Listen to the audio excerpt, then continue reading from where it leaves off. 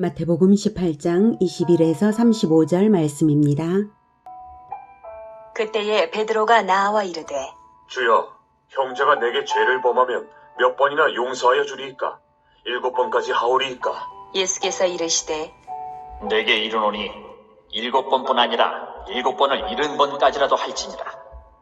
그러므로 천국은 그 종들과 결산하려 하던 어떤 임금과 같으니 결산할 때에 10,000달란트 빚진 자 하나를 데려오매 갚을 것이 없는지라. 주인이 명하여 그 몸과 아내와 자식들과 모든 소유를 다 팔아 갚게 하라 하니 그 종이 엎드려 절하며 이르되 내게 참으소서 다 갚으리이다 하거늘 그 종의 주인이 불쌍히 여겨 놓아 보내며 그 빚을 탕감하여 주었더니 그 종이 나가서 자기에게 100데나리온 빚진 동료 한 사람을 만나 붙들어 목을 잡고 이르되 빚을 갚으라 하매 그 동료가 엎드려 간구하여 이르되 나에게 참아주소서 갚으리이다 하되 허락하지 아니하고 이에 가서 그가 빚을 갚도록 옥에 가두거늘 그 동료들이 그것을 보고 몹시 딱하게 여겨 주인에게 가서 그 일을 다 알리니 이에 주인이 그를 불러다가 말하되 악한 종아, 내가 빌기에 내가 내 빚을 전부 탕감하여 주었거늘 내가 너를 불쌍히 여김과 같이 너도 내 동료를 불쌍히 여김이 마땅하지 아니하냐 하고 주인이 노하여 그 빚을 다 갚도록 그를 옥졸들에게 넘기니라. 너희가 각각 마음으로부터 형제를 용서하지 아니하면 나의 하늘 아버지께서도 너희에게 이와 같이 하시리라. 사랑하는 형제 여러분, 12월 11일 금요일 저녁 묵상에 오신 것을 환영합니다. 제자들이 천국에서 큰 자가 누구냐 물으니까 예수님은 오히려 천국에서 잃은 자로 대답하셨습니다. 그 의미는 천국에서 크고 싶으냐? 천국의 주인이신 아버지가 천국에서 잃은 자를 찾고 찾으시는 것에 협력하라, 이 말씀이죠. 천국은 시작된 실제입니다. 영토만 지금 주어지지 않았을 뿐 천국의 법과 천국 백성은 있죠. 하나님의 말씀, 성령의 법이 그것이고 천국 백성은 믿음으로 성령의 인이 쳐진 것이죠. 천국 공동체의 실체는 엄연히 있습니다. 천국은 이미 우리에게 있고 우리 믿는 자들은 천국에 소속되어 있습니다. 그런데 이뤄질 수 있다는 사실입니다. 천국에서 이뤄진다는 것은 죄로 인하여 하나님을 떠난 것을 말합니다. 그래서 속히 돌아와야 할 자들이 있는 것입니다. 그 잃은 자를 하나님께서 애타게 찾으심으로 그 아들 예수님을 보내신 것이고 예수님은 또한 제자들을 세워서 동역하게 하시는 것입니다. 잃은 자 찾기를 위하여 제자들과 동역하시는 것입니다. 천국에서 누가 크냐 논하지 말고 잃은 자를 찾는 일에 동역하는 것이 하나님께 크게 어필되는 일입니다. 어느 형제가 이뤄진 것을 발견할 때에 사랑과 지혜로 권면하여 돌아오게 하면 그 형제를 얻은 것이라고 그렇게 말씀하시니까 베드로가 질문을 합니다. 예수님의 말씀을 먼저 상기해 보면 14절 15절에 이와 같이 이 작은 자 중에 하나라도 잃는 것은 하늘에 계신 너희 아버지의 뜻이 아니니라. 내 형제가 죄를 범하거든 가서 너와 그 사람과만 상대하여 권고하라. 만일 들으면 네가 네 형제를 얻은 것이요. 이렇게 이뤄진 자를 권고하여 하나님께로 돌아오게 하면 그 형제를 얻은 것이라고 가르쳐 주시고 계시죠. 이 작은 자 하나라도 잃는 것을 원치 않으시는 하나님은 그 형제를 얻는 것을 얼마나 간절히 바라겠습니까? 그래서 잃은 자를 권고하여 돌아오게 하면 형제를 얻은 것이다. 이것을 가르쳐 주시니까 베드로가 묻기를 21절에서 주여, 형제가 내게 죄를 범하면 몇 번이나 용서하여 주리이까? 7번까지 하오리이까? 아마 베드로에게 죄를 반복적으로 지은 형제가 있었는지는 모르겠어요. 우리도 그럴 때가 있죠. 가장 가까운 형제가 가장 자주 나에게 죄를 짓기도 합니다. 그럴 때 끝도 없이 용서를 해야 하나 하는 의문이 들 만큼 정말 인내심이 시험이 드는 때가 있어요. 이렇게 의문이 들고 베드로의 질문에 공감이 가는데요. 그러나 예수님은 오히려 22절에 7번뿐 아니라 7번을 70번까지라도 할지니라. 490번 용서하라는 말씀이십니까? 예, 무한히 용서하라는 말씀이죠. 무한한 용서를 베드로의 7번에 대조시켜서 말씀하신 것이죠. 베드로가 7번 용서할까요? 하니까 무한한 용서를 해라, 이런 표현을 인상적으로 7번뿐 아니라 7번을 70번까지라도 할지니라, 이렇게 말씀하신 거예요. 개인적으로 나에게 죄를 지었을 때에 개인 간의 관계에서는 그렇습니다. 무한히 형제의 죄를 용서하십시오. 무한한 용서로 품으시면서 그 형제를 꼭 얻으시기를 축복합니다. 이것이 어제 말씀드린 1단계입니다. 저는 1단계를 세분하여 1-7단계까지 알려드렸습니다만 그것이 단지 7번만은 아닌 것을 새삼 느끼게 됩니다. 1-1에서 1-7단계를 무한히 반복하면서라도 꼭 이뤄진 형제를 얻으라는 말씀이십니다. 그러나 이 말씀이 공동체와 사회에 해악을 끼치는 정도가 되면 그 죄악이 새로운 죄악을 발생시키게 된다면 말이죠. 그러면 2단계로 넘어갈 수밖에 없겠죠. 죄악이 확산될 위험 앞에서는 그때는 그 이뤄진 형제를 하나님께 되돌리기 위하여, 이뤄진 형제를 진정으로 사랑하기 위하여, 또한 공동체를 지키기 위하여 2단계로 마태복음 18장 16절로 넘어갈 수밖에 없겠죠. 네. 자, 이어서 예수님은 비유로 무한한 용서가 마땅한 이유를 말씀하십니다. 그 이유는 우리 자신이 무한한 징벌로부터 용서받은 자이기 때문입니다. 무한한 것을 받은 자는 타인에게 줄 수 있습니다. 받았다면 자기도 줌으로써 받은 증거를 나타내는 것이 마땅한 것입니다. 그것을 비유로 말씀하십니다. 23에서 35절이 바로 그 비유 전체인데요. 자, 23절부터 그러므로 천국은 그 종들과 결산하려 하던 어떤 임금과 같으니 결산할 때에 10,000달란트 빚진 자 하나를 데려오매 갚을 것이 없는지라 주인이 명하여 그 몸과 아내와 자식들과 모든 소유를 다 팔아 갚게 하라 하니 그 종이 엎드려 절하며 이르되 내게 참으소서 다 갚으리이다 하거늘 그 종의 주인이 불쌍히 여겨 놓아보내며 그 빚을 탕감하여 주었더니, 여기서 10,000달란트 빚진 자라고 나오죠. 10,000달란트는 천문학적인 금액입니다. 1달란트는 3,000 내지 6,000 데나리온인데요. 1데나리온은 당시 하루 노동자의 하루 품삯입니다. 노동자의 하루 품삯을 약 10만 원이라고 치면 100데나리온은 1,000만 원 정도이고요. 1만 달란트는 몇 조 원이나 됩니다.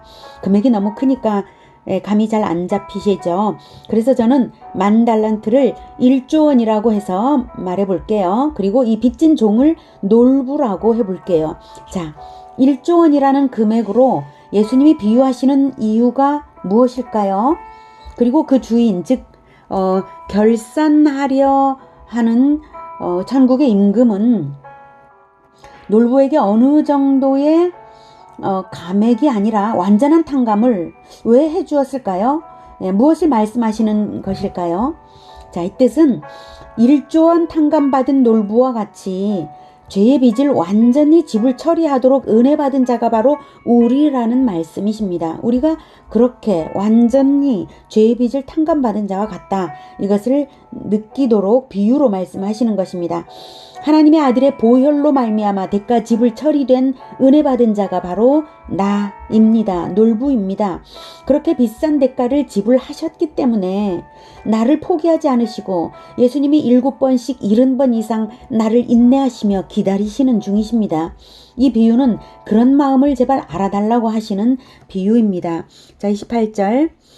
그 종이 나가서, 자, 탕감받고요.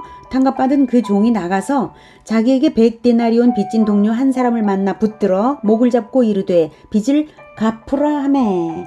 자, 여기서 100데나리온이라고 나오죠. 한 데나리온이 하루 품삯 약 10만 원이라고 치면 100데나리온은 약 1,000만 원 정도의 금액입니다. 자, 이 100데나리온 빚진 동료를 흥부라고 해볼게요. 놀부가 1조 원 탕감받고 하늘로 뛸 것 같이 신이 났을 그날에 흥부에게 가서 멱살을 잡고 1천만 원 갚으라고 한 것입니다. 제가 놀부와 흥부로 이름을 붙이는 이유는 놀부와 흥부가 형제잖아요. 예수님도 베드로의 질문에 대한 답으로서 믿음의 형제 간의 용서의 도리를 가르치고 계셔서 그렇게 이름을 지어봤습니다. 자, 그리고 천국 결산의 때에 임금 앞에 있는 종들이니까 전국 공동체의 형제인 것이죠. 하나님 아버지의 자녀들이니까요. 놀부도 흥부도 서로 동료이고 왕의 종으로서 한 공동체 소속입니다. 그렇다면 왕이 1조 원씩이나 놀부에게 탕감을 해주는 이유가 무엇이겠습니까? 그것은 왕이 다스리는 천국 공동체에 탕감의 은혜가 흘러가게 하고자 하는 선한 정치행위, 사랑의 정치행위인 것입니다. 아니라면 뭐 한 사람에게 1조 원씩이나 낭비할 필요가 있겠습니까? 1천만 원씩 빚진 자 10만 명에게 탕감을 해주면 더 좋았을 것 아닙니까? 자, 그래서 그 동료가 흥부가요, 엎드려 간구하여 이르되 나에게 참아주소서 갚으리다 하되 허락하지 아니하고 이에 가서 그가 흥부가 빚을 갚도록 옥에 가두거늘. 흥부는 다만 기다려주면 갚겠다고 했죠. 말미를 달라고 한 것뿐인데 놀부는 탕감을 해준 것도 아니고 말미를 준 것도 아니고 옥에 가두어 버렸습니다.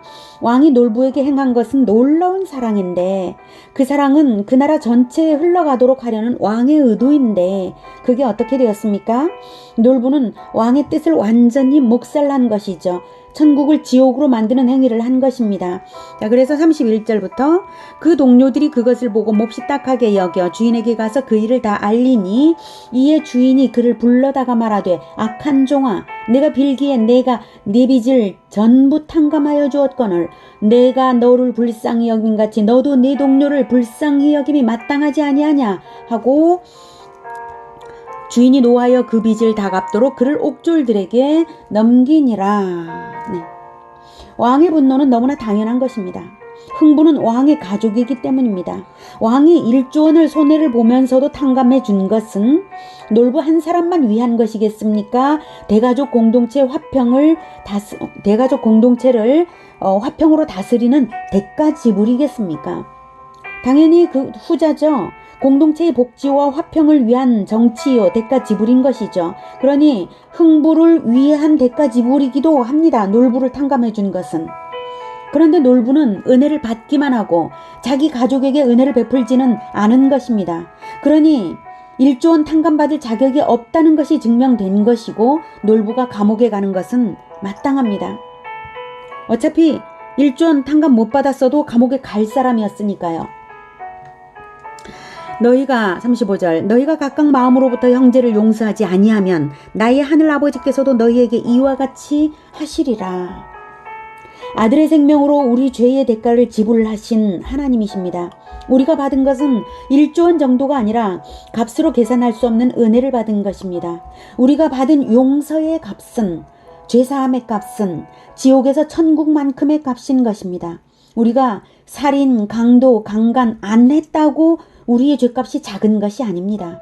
죄가 많고 적음에 관계없이, 크고 작음에 관계없이 우리는 누구나 한 사람의 생명으로 대가를 치러야 할 명백한 죄인들입니다.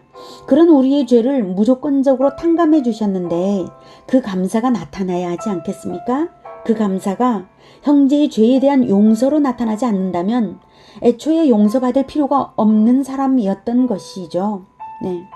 우리는 무조건 용서받았으니 무조건 용서해야 마땅한 사람들인 것입니다. 우리가 용서를 안 한다는 것은 마치 왕 위에 내가 왕 노릇을 하는 것과 똑같습니다. 내가 형제의 잘못을 위해 예수님처럼 대신 십자가에서 죽어주지는 못할 망정 용서하기를 억울해야 한다면 나를 위한 예수님의 죽음은 더 억울한 것이죠. 우리는 예수님 때문에 무조건 용서해야 하는 사람들입니다. 물론 이것이 공동체에 큰 해악을 끼치는 진리의 문제에 대한 큰 죄에 해당되는 것은 아닙니다. 이단 사이비와 같은 그런 진리의 문제를 저지르는 범죄의 경우에는 그 사람을 진리로서 엄히 비진리인 것을 드러내야 하는 그러한 것이고요. 그러한 영적 싸움 이외에 개인적으로 나에게 죄를 지은 사람이라면 무한히 용서해야 한다는 것을 예수님께서는 가르치고 계십니다. 그러한 용서로서 형제를 얻으라 라고 말씀하시는 것이죠. 예수님은 우리 각 사람을 구원하시기 위해 십자가의 죽음으로 대가 지불하셨습니다. 그 비싼 대가가 아까워서라도 나를 포기하지 않으시고 7번씩 70번이라도 용서하시면서 지금도 인내하고 계신 예수님이십니다. 그러니 더 이상 예수님의 인내심을 시험하지 말고 속히 형제를 용서하고 형제를 이뤄진 데에서 건져내어서 하나님께 돌아오게 하는 형제를 얻는 자들이 되시기를 축복합니다.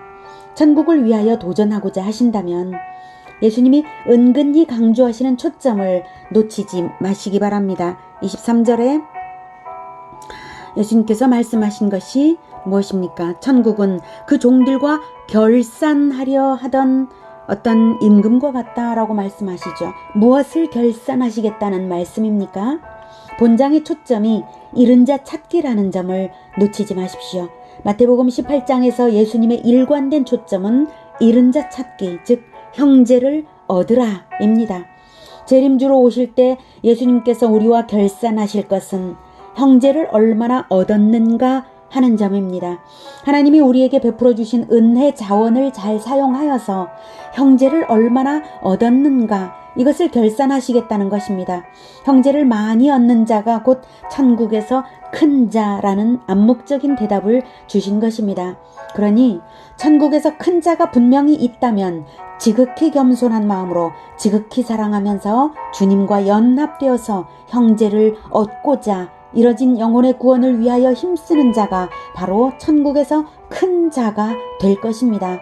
예수님이 바로 그렇게 하신 분이기 때문입니다. 겸손의 왕이심으로 가장 영광을 얻으시고 모든 영혼을 구원하신 분, 모든 영혼을 얻으신 분, 예수님처럼 형제를 무한히 용서하고 사랑하며 구원해내는 우리 모두가 되기를 축복합니다. 기도하겠습니다. 하나님, 우리의 죄를 아무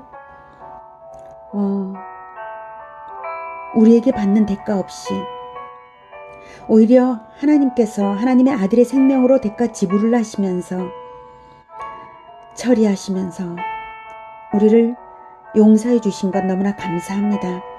이것을 잊지 않게 하여 주시고 우리가 우리에게 죄 지은 자들을 무조건적으로 무한히 용서할 수 있도록 우리의 마음을 늘 밝혀주시옵소서. 우리가 늘 형제를 용서하고 사랑으로 되찾겠습니다. 잃은 자를 찾는 일에 주 예수님과 연합하면서 기꺼이 십자가를 지고 가장 겸손한 마음으로 사랑하고자 합니다. 그러나 하나님, 우리가 사랑에 미숙하고 또한 겸손에 미숙하고 지혜도 없고 그리고 예수님을 우리가 아직 다 알지 못합니다. 하나님, 우리가 성령으로 충만케 하여 주셔서 우리를 예수님을 닮아가도록 날마다 사랑과 지혜와 성령으로 충만하여서 닮아가도록 우리를 이끌어 주시옵소서. 우리가 형제를 많이 얻는 자들이 되기를, 그래서 하나님께 영광이 되기를 원합니다. 우리를 무한히 용서하신 예수 그리스도 이름으로 기도드립니다. 아멘. 이어지는 시간은 개인 기도 시간입니다.